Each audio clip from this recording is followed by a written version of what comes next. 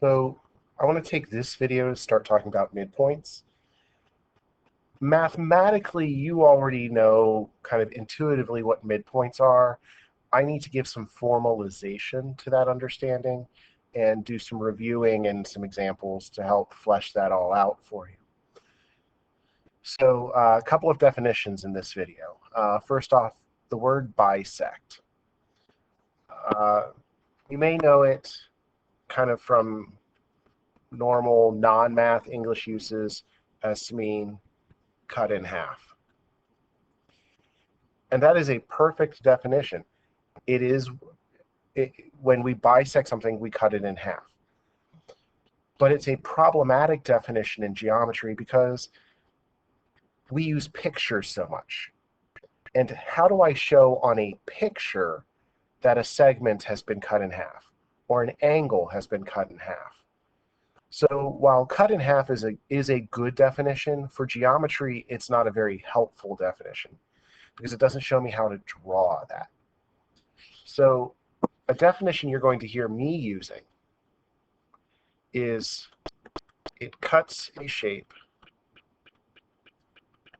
into two congruent pieces. So this way, if I'm talking about a segment, for example,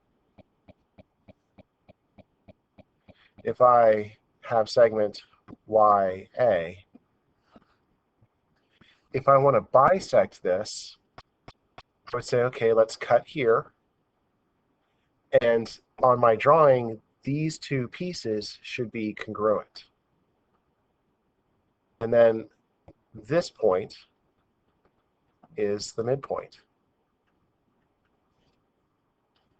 So the way you're going to see me define midpoint is it's a point that bisects a segment. In other words, a midpoint is a point that cuts a segment into two congruent pieces. Now, there are kind of two ways that we're going to end up calculating midpoints. So, for example, we could be on a number line, and if this number is -3 and this number is 5 on the number line, we want to know where on that number line is the midpoint. Well, I could go ahead and I could draw in all of the dashes and count -3, -2, -1, 0, 1, 2, 3, 4, 5. Figure out how far did I count? Well, what's half of that? And that works. And I know that's the way in grade school when you first learned about midpoints on number lines, that's how you worked with it. But there are faster ways. And the faster way is we calculate by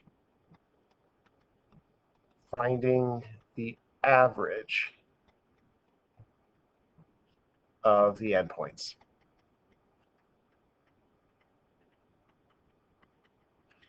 So here, if my endpoints are -3 and 5, to find the midpoint, I need the average of -3 and 5. Well, to find the average, I would do -3 plus 5 divided by how many there are. Well, there are just two endpoints. So this gives me 2/2, which is 1. So that means 1 is where the midpoint is at. Well, on the coordinate plane, if I have a segment whose endpoints are at 1, 3, and -2, -1, and I want to know what are the coordinates of the midpoint, this is where the way of saying, well, I'm going to try to count is tough, because if my segment is slanted like this, I can't just count blocks to find the midpoint like I do on a number line.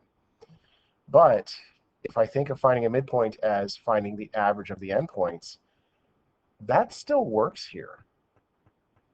The difference is my endpoints have both x's and y's. So I need the average of the x's and the average of the y's. So I would say, well, if I want to find the average of the x's, that's going to be -2 plus 1, because it's this -2 and this 1, divided by how many there are, and there are 2 of those. And then -1 plus 3, divided by how many there are, still just 2 of them. And -2 plus 1 is -1 over 2 is still just -1/2. -1 plus 3 divided by 2 is 1. And this is the coordinates of my midpoint. Exactly. So I can say my midpoint is at -1/2, 1.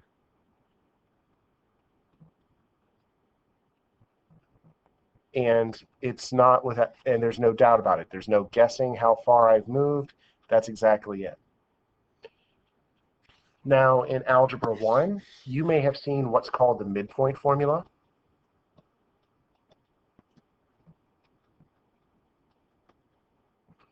Which was x1 plus x2 over 2, and y1 plus y2 over 2.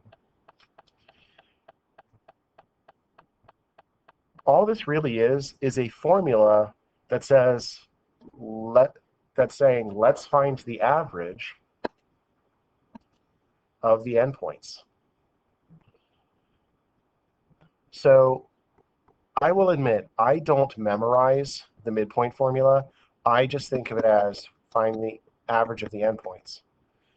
But I'll say about, a good number of my students every year like to memorize this formula.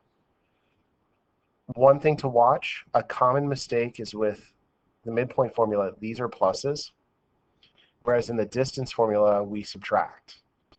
That's actually, for me, one of the reasons I think of finding midpoint as finding the average of the endpoints. I still, to this day, make mistakes with the midpoint formula when I'm trying to use it. I subtract when I should be adding. Or when I'm doing distance formula, I still think of it as Pythagorean theorem so that I avoid adding when I should subtract. It's always been a place where I make common mistakes of mixing up adding and subtracting. I have a degree in math, and yet I still do that.